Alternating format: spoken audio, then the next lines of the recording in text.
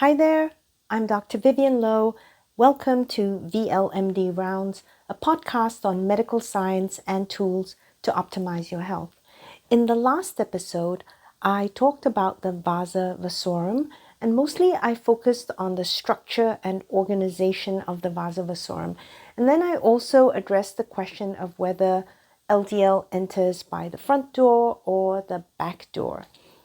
I'd like to continue on in this episode on the Vasa Vasorum, but this time I'd like to focus on what I think is really important and significant about that back door. Let's go.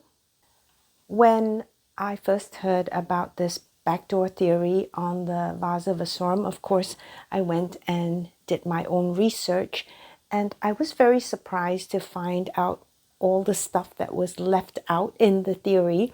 Because, for example, people didn't really distinguish between the venous and the arterial and the lymphatic Vasa Vasorum.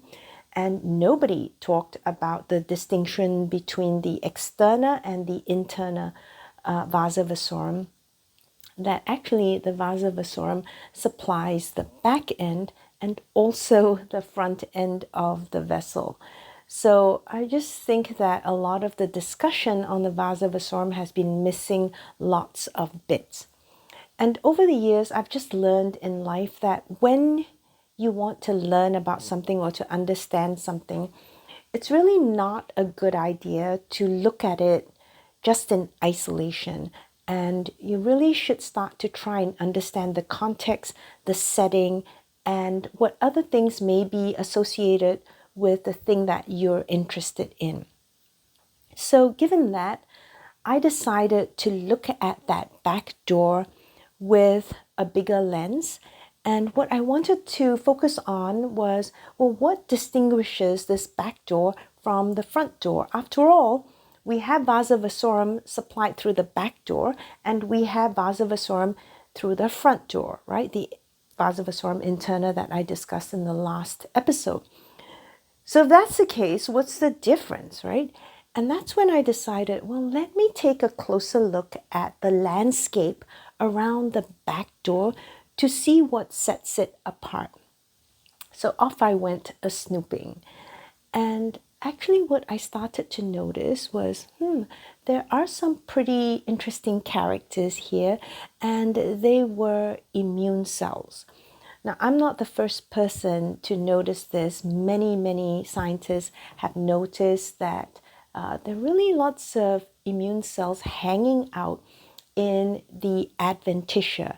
And that's the part where the Vasa Vasorum externa is, right? That adventitial tissue is actually quite rich with different types of cells, particularly immune cells. Now, when we are discussing immune cells in the context of the artery wall, a couple of things. We don't usually go beyond monocytes and macrophages. And even though macrophages are my favorite cells, right? There really is more to life than macrophages. Even I will admit that. But when we discuss atherosclerosis, you're always hearing about the macrophages that come from monocytes, that get in through the endothelial lining and then go into the intima, and there they start, engulfing and phagocytosing the oxidized LDLs to become foam cells.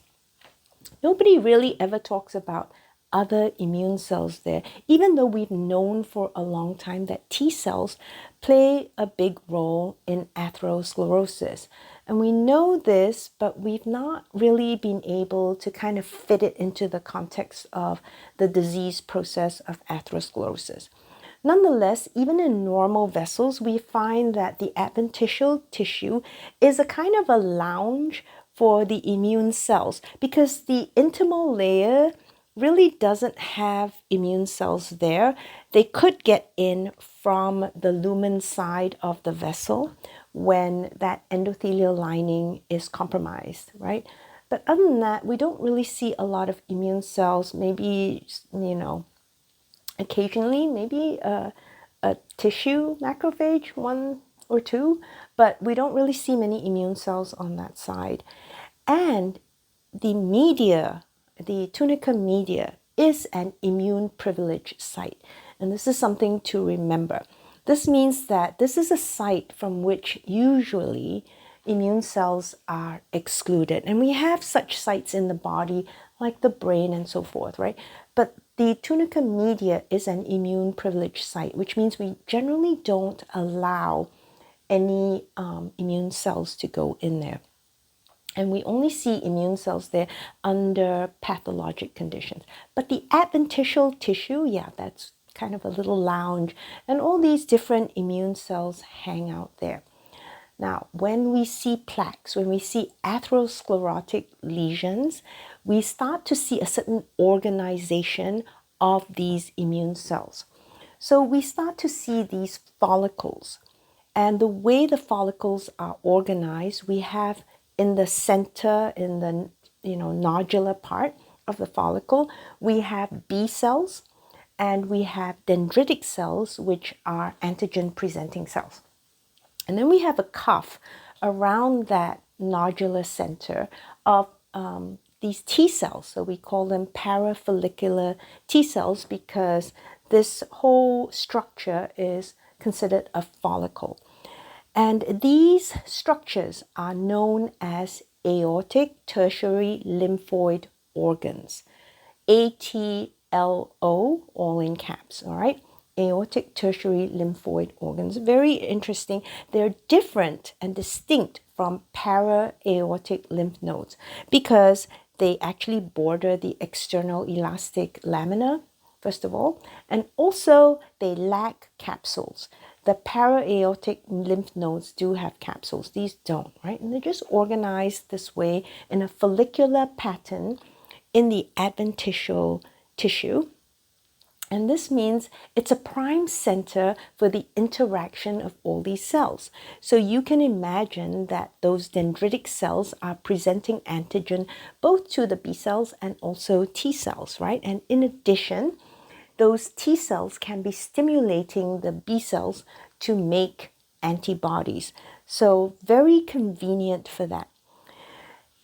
In addition, we have an extensive network of high endothelial venules, venules.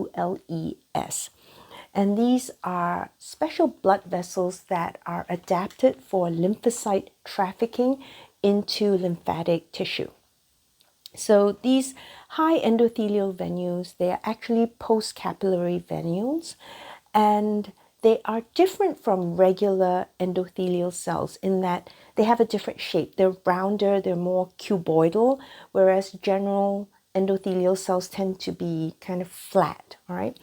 And what they have are these receptors for different white blood cells. So they kind of attract these white cells, these immune cells, into them and then traffic them to lymphatic tissue and then eventually draining into secondary lymphatic organs, such as these lymph nodes and also maybe Peyer's patches as well. Okay, so we see a lot of these high endothelial venules present in the adventitia when we have these atherosclerotic plaques. So again, we see now the organization is such that there is going to be a lot of action here, and the structure is going to facilitate that action. All right, now let's just look at the T lymphocytes in the adventitia. So, even in early stages, we see aggregates of these T cells with some adventitial macrophages, and they form these ATLOs, okay? And really, early on, they're just in loose aggregates, but then they become more and more organized as the plaque develops. Experiments using adoptive transfer of CD4 T cells that are specific against oxidized LDLs show that we have a greater occurrence and more atherosclerosis when you transfer these T cells into those mice models, right? So every time you put in more of the CD4 T cells that are reactive against oxidized LDLs, we're going to promote the formation of atherosclerosis. And actually in those plaques, we find really a rich number of the CD4 cells that are against oxidized LDL and other antigens, autoantigens such as heat shock proteins, for example. And these are proteins that are associated with cell stress, cell survival, all right? So there's certainly something involved here with the T cells. Furthermore, when we look at experiments that have used T cell hybridomas made from human ApoB100 transgenic mice, and we expose them to just regular native LDL and purified ApoB100, we find that there's actually production of interleukin 2, which is a tolerogenic cytokine. And furthermore, the CD4 T cells in those experiments now start to stimulate B cells. And the serum of the mice start to contain IgG antibodies against the oxidized LDL, right? So what we're seeing is, again, the T cells are reactive to native ApoB100, and at the same time, they're going to stimulate the B cells to make antibodies against the oxidized and modified LDL. Okay, and then the CD4 T cells can be activated. They go through clonal expansion in response to plaque antigens, leading, as I said, to this autoantibody production. Now, we also have the role of other T cell subsets like Th17 T cells and Tregs. I'm not going to go into detail here because it can be quite complicated, but you can bet that those cell subsets are involved as well in atherosclerosis. And I might do an episode on that because it's worth looking at. Again, we mostly seem to focus on macrophages in the atherosclerotic plaque when there are really quite a lot of immune cells involved as well. So now let's switch over to B cells, right? And when we look at autopsies in humans, right, we see that there are B cells in the plaque and in the adventitia surrounding the atherosclerotic lesions. Predominantly, we have B cells in the adventitia, and we've seen that the more advanced the plaque, the more of this B cell accumulation. So studies using real-time PCR on biopsy samples from the coronary artery in patients with heart disease have shown antigen-driven clonal expansion and growth and proliferation of B cells in those plaques. And as I said, the more advanced the plaque, the greater the accumulation of the B cells. So while we've known about the involvement of T cells for a long time, it's been harder for us to figure out what goes on with the B cells.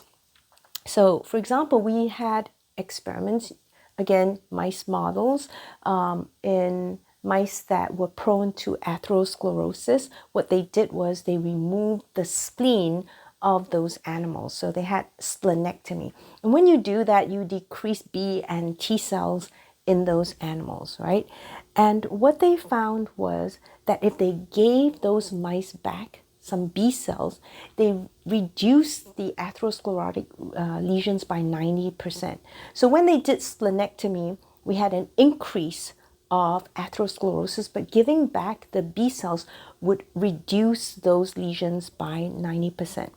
And furthermore, in another mouse model of atherosclerosis, right, what they did was they did bone marrow transplant to those mice. And one group received cells from mice that were deficient in B cells, just genetic depletion of B cells. And then the other group had transplant from regular mice, okay? And it turned out that the ones that were receiving the B cell deficient transplants, bone marrow transplants, had actually more atherosclerotic lesions. So this was suggesting that in some way, those B cells seemed to be protective against atherosclerosis. But at the same time, we found that if you gave monoclonal antibodies against B cells, right, that you actually promoted, you actually had atheroprotection. So if you got rid of the B cells by giving them antibodies, you had less atherosclerosis. So this puzzled people. They went, what's going on? Because in one case, we removed the B cells, they seem to do worse. But in another case, when we remove the B cells, they seem to do better. So what's going on here? And it turns out what's important here would be to look at the different B cell subsets, right? Because depending on the subset, you're going to have different reactions. So for example, we have the B1 subset of cells, and these have their origin in the fetal liver, and they actually are associated with mucosal lined cavities like your pleural cavity, your lungs, right? And also peritoneal cavity in your belly. So these are the B cells that are found there, and they seem to produce these natural antibodies as part of the innate immune process. Okay, so what they do is that they're actually secreting IgM antibodies, and the way that they are atheroprotective is that by secreting the IgM against oxidized LDL, what happens is then they block the uptake of oxidized LDL by macrophages through those scavenger receptors, right? So in that sense, that the B1 subset of lymphocytes are protective because they're not allowing the macrophages to take up the oxidized LDL.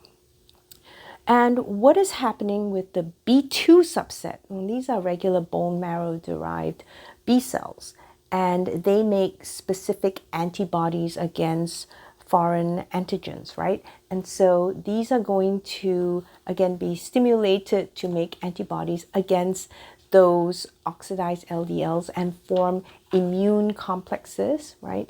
And these immune complexes can promote complement activation, which I talked about in a previous episode when I talked about clotting and the immune system, okay?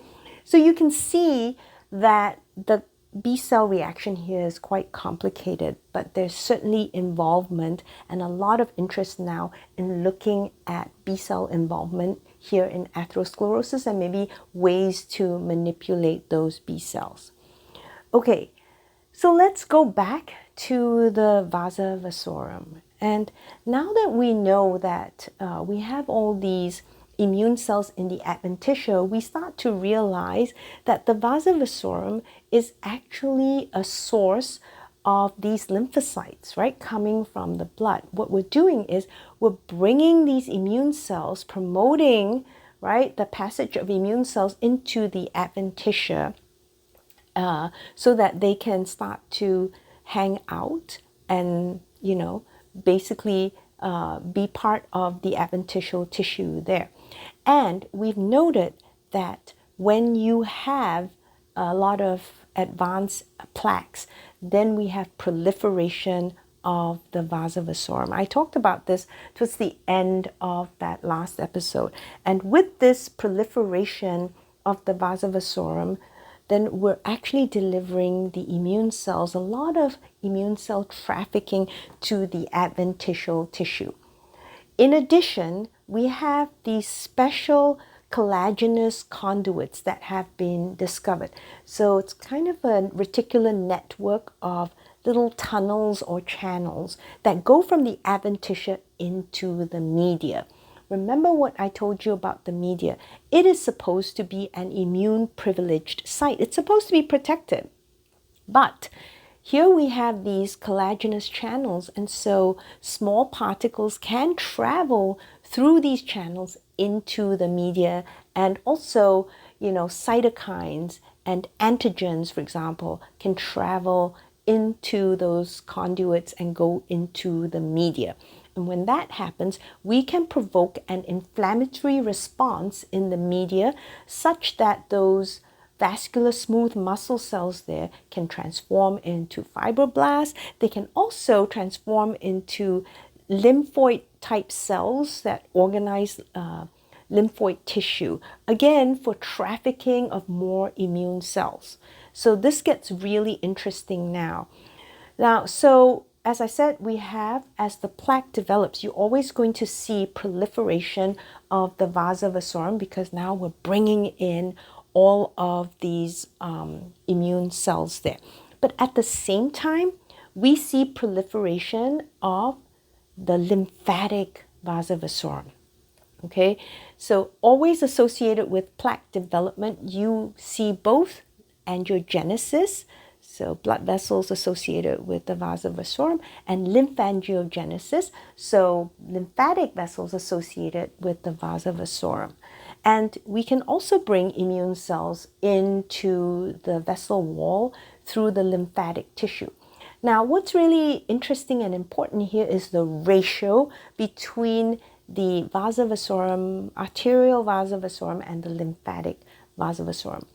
Because generally, when we have plaques, we see that we have much more proliferation of the blood vessels than the lymphatic tissue. So that ratio is going to be skewed towards the blood vessels. What does this imply? Why is that important? It's important because this means that we can bring in the immune cells, right? And we traffic a lot of immune cells to that area.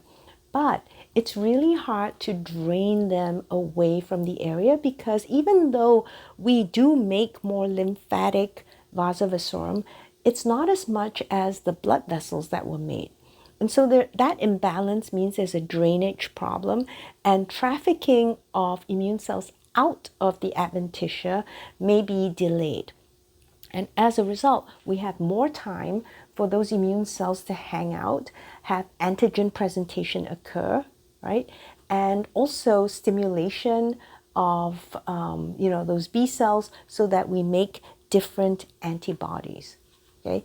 Now remember the ATLOs that I started this episode with, those aortic tertiary lymphoid organs. Well, they are actually part of what we call lymphoid neogenesis. In other words, these follicles form under very particular conditions. What would be those conditions?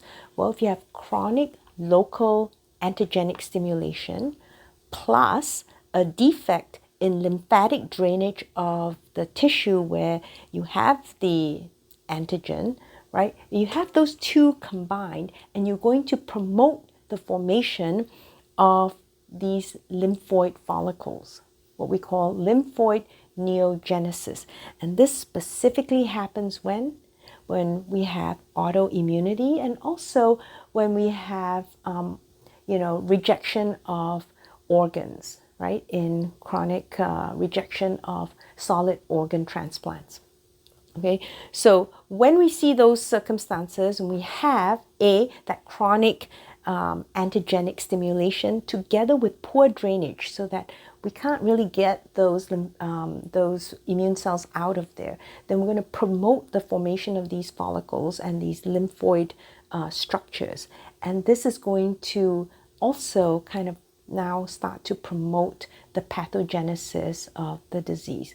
So that's really what we're seeing, and that I think is really what's important here in the adventitial tissue in the back end, and what's important about the Vasa Vasorum there. So as you can tell, it's really important to make that distinction, because I've also heard people ask the question, right, where they go, well,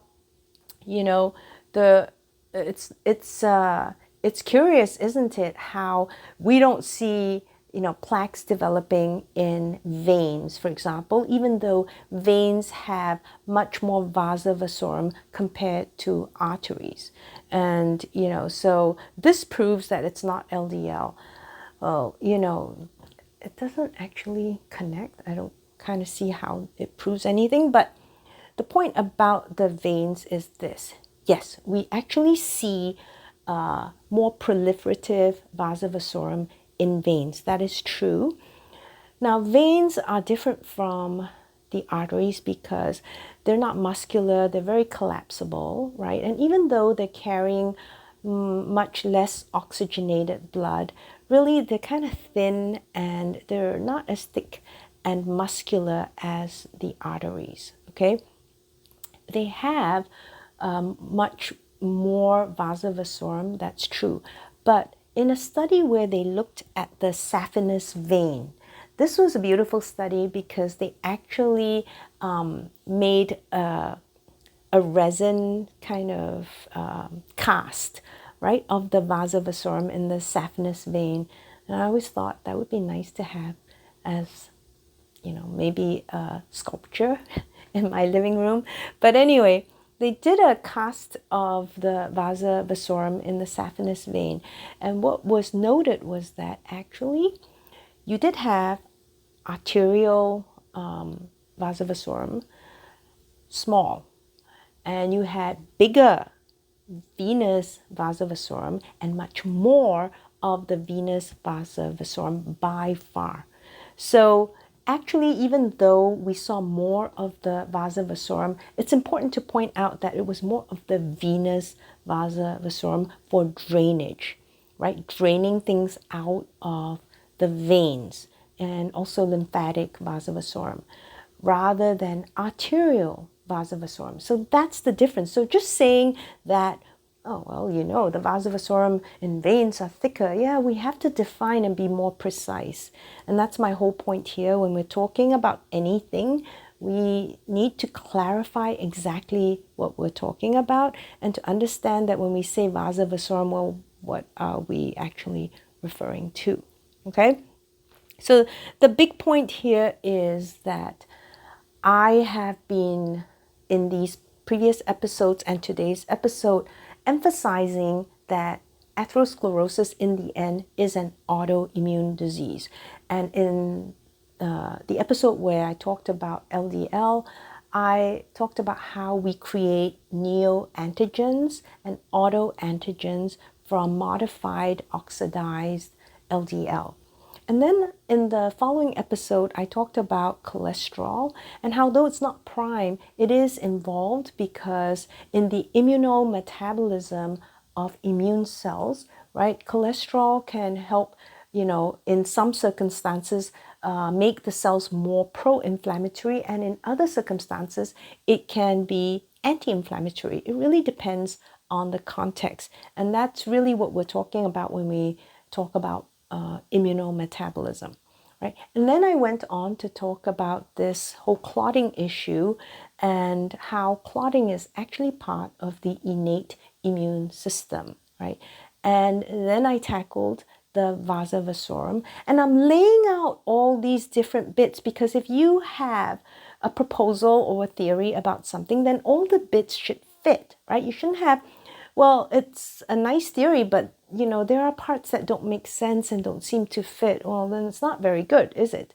So the idea is you're going to propose something, you have to make all the bits fit. It has to make sense. And the reason I've been laying out these separate episodes is just to look at different aspects and to show you how they all come together when we consider atherosclerosis as an autoimmune disease. And the main point here about the Vasa Vasorum is really that it's located, at least the backdoor one, in the adventitial tissue where there's trafficking of immune cells. It aids in bringing immune cells to that area, and then the lymphatics help drain it, but even though they also bring in some cells, right? They're really helpful for draining it. When we have an imbalance in the Vasa Vasorum there, we have more of the blood vessels and the arterial flow, but less of the lymphatics there, then we're going to have more immune cells trapped within the adventitia.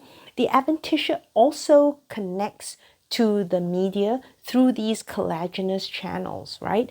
And that way we can now actually invade this immune privileged zone and cause the transformation of these vascular smooth muscle cells, and we form what we call the neointima. This is this intima that's distorted and scarred and it's not quite your original intima, right? And then we see the disease process accelerating, right? So that's the whole idea there.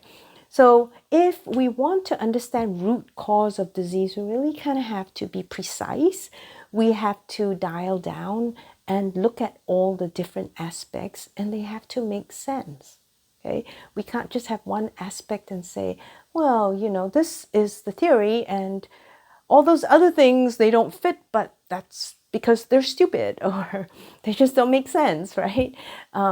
It's really upon us to make sure that everything fits. Okay, so if you have questions, I'd love for you to attend the live stream Q&A. The last one we had was quite a lot of fun. I really enjoy the conversations that we get into. So I'm hoping that I'll see you at the next live stream event, and you can look up the dates and times on my website, vivianlohmd.com. VYVYANELOHMD.com.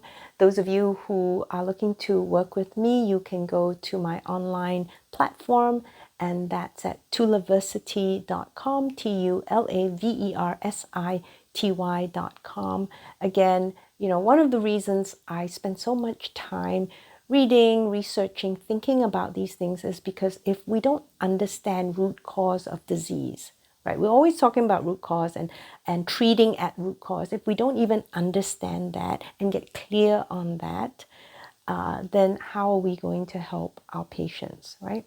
So, it's one of the biggest motivations for me to keep expanding my own knowledge base. All right, I will continue with this because, as I said, I want to pull in all the different aspects of atherosclerosis and show you how they all fit in the lens of autoimmunity. So we'll continue. There are other fascinating aspects here. I didn't even go into the macrophages yet, so you bet they're going to make their appearance soon. But for right now, signing out from VLMD Rounds, I'm Dr. Vivian Loh, and I sing the body electric. Bye.